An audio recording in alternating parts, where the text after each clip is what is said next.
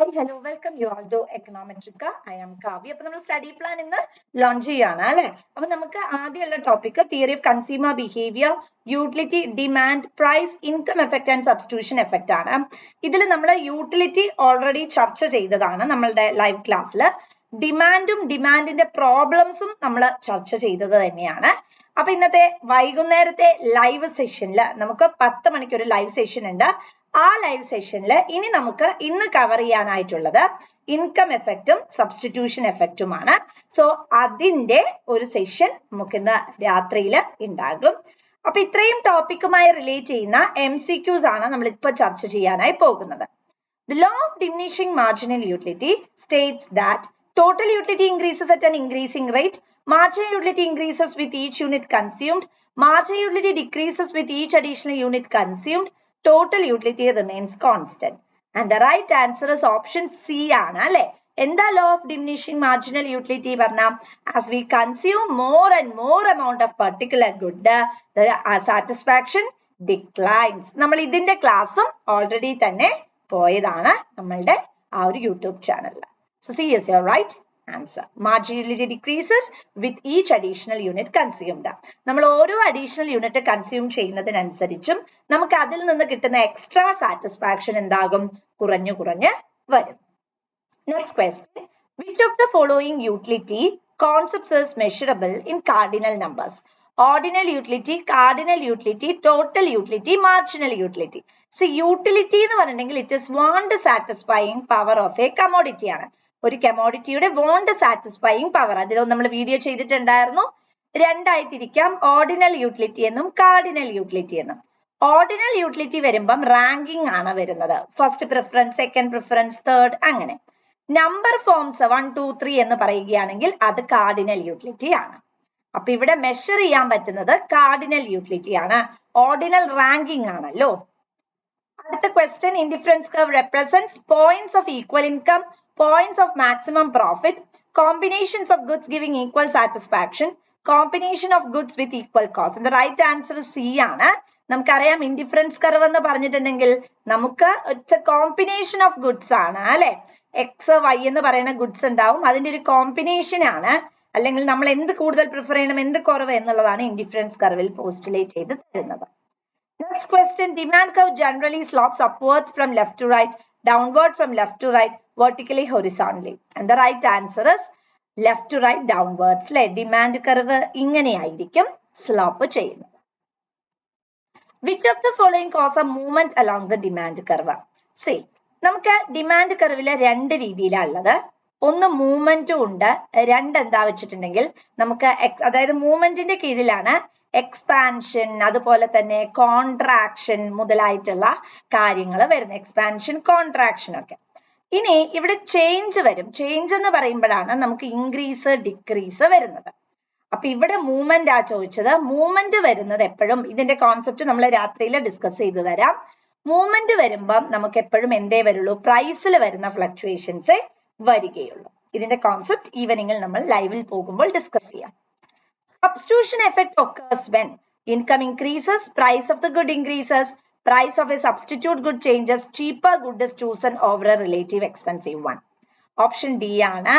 അതായത് നമുക്ക് substitution effect എന്ന് പറഞ്ഞിട്ടുണ്ടെങ്കിൽ എന്താ, വളരെ എക്സ്പെൻസീവ് ആയിട്ടുള്ള ഗുഡ് നമ്മൾ നോക്കാതെ ചീപ്പർ ആയിട്ടുള്ള നമുക്ക് അഫോർഡബിൾ ആയിട്ടുള്ള ഗുഡിലേക്ക് പോവാം. എക്സ് എന്ന് പറയുന്ന ഒരു കമോഡിറ്റി ഉണ്ട്, വൈ എന്ന് പറയുന്ന കമോഡിറ്റി ഉണ്ട്. എക്സ് ചൂസ് ചെയ്യാതെ വൈ പോയി. രണ്ടും ഒരേ കമോഡിറ്റി ആണെങ്കിൽ എക്സ് ചൂസ് ചെയ്യാതെ വൈയിലേക്ക് പോയി. എന്തുകൊണ്ടാ?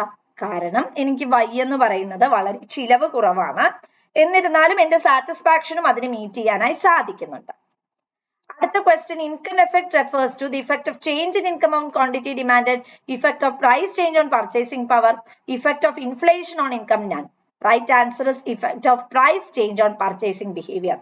ജനങ്ങളുടെ കമോഡിറ്റി വാങ്ങാനുള്ള ടെൻഡൻസിയില് പ്രൈസിൽ വരുന്ന മാറ്റം എങ്ങനെയാണ് എന്നുള്ളതിനാണ് നമ്മളിവിടെ ബേസിക്കലി എന്ത് ചെയ്യുന്നത്, ഇവിടെ ഇമ്പോർട്ടൻസ് കൊടുക്കുന്നത്. കാരണം പ്രൈസിൽ വരുന്ന മാറ്റങ്ങൾക്കനുസരിച്ച് നമുക്ക് എന്ത് ചെയ്യാനായി സാധിക്കും? മുന്നോട്ടേക്ക് പ്രൊസീഡ് ചെയ്യാനായിട്ട് സാധിക്കും. ഇവിടെ ഇൻകവും വരാം. അത് രണ്ടും വരാനായിട്ടുള്ള ചാൻസ് ഉണ്ട്. കാരണം ഇവിടെ ഇൻകം മാറുന്നതനുസരിച്ച് നമ്മൾ കൂടുതലായിട്ട് ഒരു പെർട്ടിക്കുലർ കമോഡിറ്റി പ്രിഫർ ചെയ്യുന്നു. അതേപോലെ തന്നെ പ്രൈസ് മാറുമ്പോൾ കൂടുതൽ ഉത്തരം പ്രൈസ് ആണ്. കാരണം എന്താ വെച്ചാൽ വില മാറുമ്പോൾ ദ റിയൽ ഇൻകം കൂടുകയാണ് നമ്മളുടെ കയ്യിൽ അല്ലെ. Yes. Given good is one where substitution effect is positive, income effect is negative and stronger than substitution effect. Law of demand does not apply both B and C. ഇത് നമുക്ക് ഇന്ന് പഠിക്കാനുണ്ട്. Given goodന്റെ കേസിൽ income effect is എന്താണ് negative ആണ്, stronger than substitution effect. Given goodന്റെ case വരുന്ന സമയത്ത് income effect നമ്മളിപ്പോൾ മുമ്പ് പറഞ്ഞ income effect നെഗറ്റീവ് ആണ്, പക്ഷേ substitution effectനേക്കാളും എന്താണ് വളരെ സ്ട്രോങ് ആണ്. അടുത്ത ചോദ്യം, when the price of a good falls and both substitution and income effect cause more consumption, it is right answer is normal good. ഓരോ ഗുഡിന്റെ കേസസിലും അത് റെപ്രസെന്റ് ചെയ്ത് വരുന്നുണ്ട്. ഇത് നമ്മൾ ഇന്ന് ഈവനിങ്ങിലാണ്. ഈവൻ തോ നമ്മൾ theory of consumer behaviour utility demand income effects utility demand ഒക്കെ ചർച്ച ചെയ്തിട്ടുണ്ടെങ്കിലും ഈവനിങ് സെക്ഷനിൽ ഒന്നുകൂടെ നമ്മൾ അതിനെ റിഫ്രഷ് ചെയ്യുന്നതായിരിക്കും. The point where the budget line is tangent to the indifference curves, അത് നമ്മൾ വിളിക്കുന്ന പേരാണ് കൺസ്യൂമേഴ്സ് ഇക്വിലിബ്രിയം അല്ലെ. അടുത്ത ചോദ്യം, the concept of utility in economics, satisfaction of a consumer gets from consuming a good. ഒരു ഗുഡ് നമ്മൾ കൺസ്യൂം ചെയ്യുന്നതിൽ നിന്നും നമുക്ക് കിട്ടുന്ന സാറ്റിസ്ഫാക്ഷനെയാണ് എന്തായിട്ട് പറയുന്നത് യൂട്ടിലിറ്റി എന്നുള്ളതായിട്ട് പറയുന്നത്. അടുത്ത ചോദ്യം, which of the following is not an assumption of the law of diminishing marginal utility? അതും നമ്മൾ ക്ലാസ്സിൽ ചർച്ച ചെയ്തതാണ്. അതിലേതാണ് price of the commodity should change, it remains constant എന്നാണ് അല്ലെ. Law of diminishing marginal utility വരുമ്പോൾ പ്രൈസ് റിമെയിൻസ് കോൺസ്റ്റന്റ് എന്നുള്ളതാണ് വരിക. If marginal utility is zero, total utility is, ഇത് നമ്മൾ ചർച്ച ചെയ്താണത് മാക്സിമത്തിലാണ് വരുന്നത്. ഇത് നമ്മൾ ഇന്ന് ഈവനിങ്ങിൽ ഡിസ്കസ് ചെയ്യുന്നതായിരിക്കും. Which of the following explains the consumer's equilibrium using indifference curve? Budget line is tangent to the indifference curve. നമ്മളുടെ ബഡ്ജറ്റ് ലൈന് നമ്മുടെ ഇൻഡിഫറൻസ് കർവ് നമ്മളിങ്ങനെ വരയ്ക്കുമ്പോൾ നമ്മുടെ ബഡ്ജറ്റ് ലൈന് നമ്മുടെ ഇൻഡിഫറൻസ് കർവിന് ടാൻജൻസിയിൽ എത്തുന്ന ആ ഒരു പോയിന്റിൽ നമുക്ക് എന്ത് പറയാനായിട്ട് സാധിക്കും? കൺസ്യൂമർ ഇക്വിലിബ്രിയം എന്ന് പറയാം. അതായത് consumer is in A point of satisfaction. When the price of a good falls and quantity demanded increases, it is due to law of demand. നമുക്കറിയാം അതൊരു പക്കാ തിയറിയാണ് അല്ലെ. ഒരു കമോഡിറ്റിയുടെ വില വർദ്ധിക്കുമ്പോൾ ആ കമോഡിറ്റിയുടെ ക്വാണ്ടിറ്റി ഡിമാൻഡ് കുറയും. അടുത്ത question, when a consumer shift from a relatively expensive good to a relatively cheaper good, അതിനെ എന്താ വിളിക്കുക? സബ്സ്റ്റിറ്റ്യൂഷൻ എഫക്റ്റ് ആണ്. നമ്മൾ ഒരു കമോഡിറ്റി വേണ്ടാന്ന് വെച്ച് മറ്റൊന്നിലേക്ക് ഷിഫ്റ്റ് ചെയ്യാണ്. Next question, income effect positive ആണ് അല്ലെ. നോർമൽ ഗുഡിന്റെ കേസിൽ അത് പോസിറ്റീവ് ആണ്. കാരണം ഇൻകം കൂടിയാലും ഇൻകം കുറഞ്ഞാലും പ്രൈസ് മാറിയാലും ഒന്നും നമ്മൾ അവിടെ എന്ത് ചെയ്യുന്നില്ല, അതിന് ഇമ്പോർട്ടൻസ് കൊടുക്കുന്നില്ല. പ്രൈസ് മാറുമ്പോൾ അത് പ്രൈസ് ഇഫക്റ്റ് ആണ് വരുന്നത്. Which of the following goods violates law of demand? Law of demand വരാത്തത് ഏതിനാണ്? ലോ ഓഫ് ഡിമാൻഡ് വരാത്തത് ബേസിക്കലി നമുക്ക് ഇവിടെ കുറെ ഓപ്ഷൻസ് പറയാനായിട്ട് സാധിക്കും. അതിലെ ബെസ്റ്റ് ഓപ്ഷൻ എന്ന് പറയുന്നത് ഗിഫൺ ഗുഡ് ആണ്. നമുക്ക് എല്ലാ ഓപ്ഷൻസും ഇതിൽ പറയാനായിട്ട് സാധിക്കും. ലക്ഷറി ഗുഡ് ഒക്കെ നമുക്ക് പറയാം, പക്ഷെ അതിൽ ബെസ്റ്റ് ആണ് നമ്മൾ എപ്പോഴും നോക്കേണ്ടത്. It is nothing but given good. Budget line shows എന്താണ്? Income constraints of the consumer അല്ലെ. കൺസ്യൂമറിന് പർച്ചേസ് ചെയ്യാൻ പറ്റുന്ന ആ ഒരു ഇൻകം ത്രഷോൾഡ് വെച്ച് കൺസ്യൂമറിന് പർച്ചേസ് ചെയ്യാൻ പറ്റുന്ന കോമ്പിനേഷനെയാണ് ബഡ്ജറ്റ് ലൈൻ കൊണ്ട് മീൻ ചെയ്യുന്നത്. Combination of substitution effect and income effect രണ്ടും കൂടെ കൂടുന്നതിന് എന്തായി വിളിക്കും? പ്രൈസ് എഫക്ട് എന്ന് നമ്മൾ വിളിക്കും.